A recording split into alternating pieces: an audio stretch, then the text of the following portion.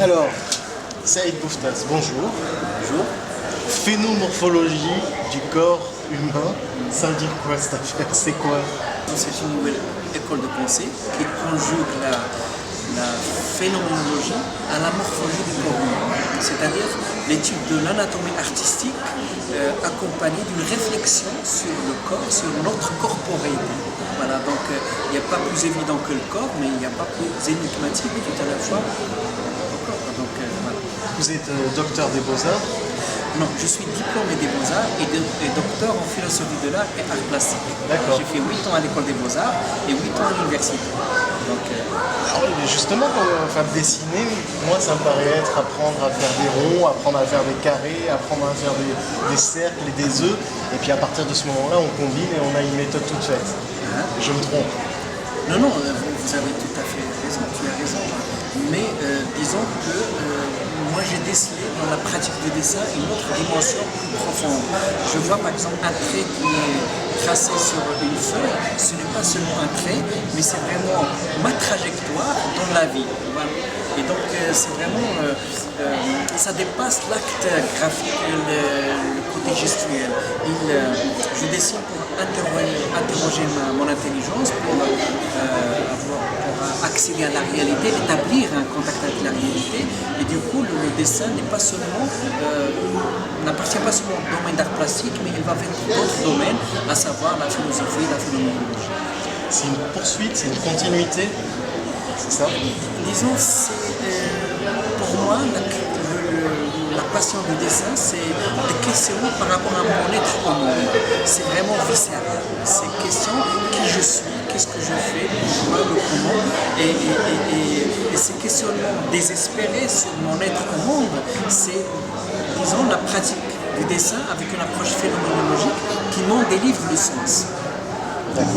Et c'est pourquoi ça a demandé énormément d'années de travail. Alors dans la présentation du concept de phénomorphologie, vous dites aussi qu'il faut vivre l'expérience maintenant, tout de suite. Il faut la vivre pleinement.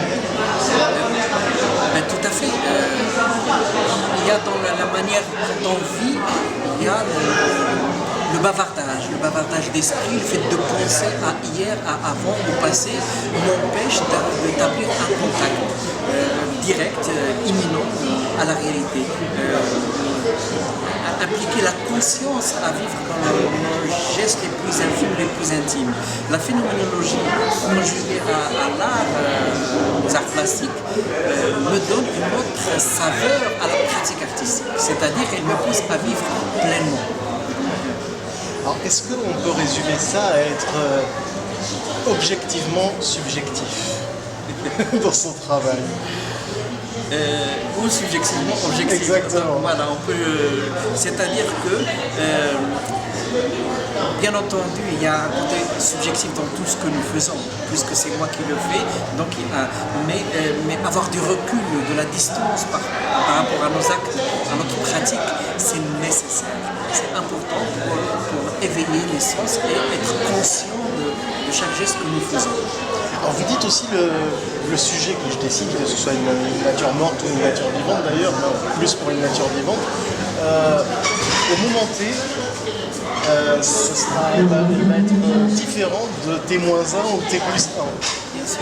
Et vous aussi, vous allez être différent, c'est ça est-ce que j'ai bien compris? Tout à fait, parce que le temps, on ne peut pas figer le temps. Quand on fige une image, mais pas le temps. Le temps continue à passer. Et c'est ce qui donne une valeur irremplaçable. Et c'est des deux côtés, c'est-à-dire aussi bien l'objet que le dessinateur, enfin le peintre, l'artiste. En fait, je vois les choses à travers moi-même. Donc, je parle de moi. Un moment vécu, on ne peut pas revenir en arrière. D'accord. Donc, au lieu de vivre à côté, je préfère vivre pleinement et être en osmose avec ma trajectoire à moi. D'accord. Je vais vivre une seule fois et donc je veux en profiter et donner sens à ma vie. Ouais. Et Alors, c'est vrai que la qualité de vie. C'est voilà, à travers le dessin. Vous me disiez aussi, si je te demande de dessiner ce stylo, c'est pas exactement ce stylo que tu vas dessiner. En fait, je vais traduire ma perception personnelle, subjective, comment moi je l'ai vu. Parce que même si un autre va le dessiner, même si les proportions sont exactes, mais la manière, le style lui appartient, c'est personnel.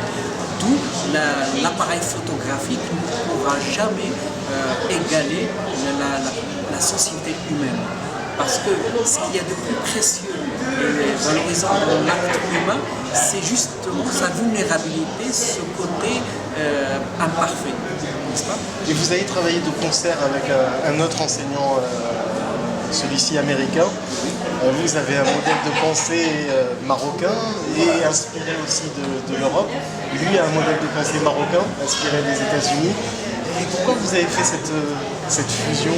Cette fusion s'est fait naturellement parce que nous avons la même passion du corps par rapport à la vie, par rapport à la mort.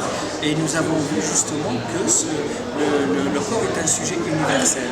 Et il interpelle toutes les sociétés, toutes les cultures humaines. Même quand on condamne la représentation du corps parce qu'on est interpellé par le corps. C'est une autre manière de montrer mon non-indifférence vis-à-vis du corps, contrairement à ce qu'on pourrait penser. Ce qui m'intéresse en tant qu'artiste et chercheur, c'est l'approche des autres civilisations, à savoir les États-Unis, qui a une civilisation qui me fascine personnellement, et grâce à mon ami Frédéric Michel, cette conjugaison entre nos apports à nous donnera forcément quelque chose de tout à fait intéressant et percutant. Alors vous êtes doctorant, double doctorant, même si je ne dis pas de bêtises. Khaldoun également est enseignant, enfin, puisque vous êtes enseignant également. Oui, tout à fait. Alors comment reçoivent le message de phénomorphologie vos étudiants et les siens? Comment ils le reçoivent?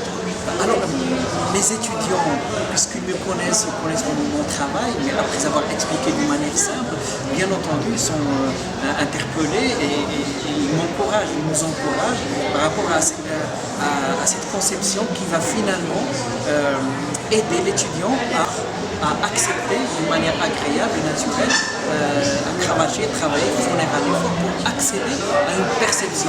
Pas posséder une technique de maîtrise seulement, mais pour voir des choses qu'on ne voyait pas avant et éveiller quelque chose de nouveau dans sa manière de voir le monde et de se voir dans le monde. Merci beaucoup. C'est moi qui vous remercie. Merci.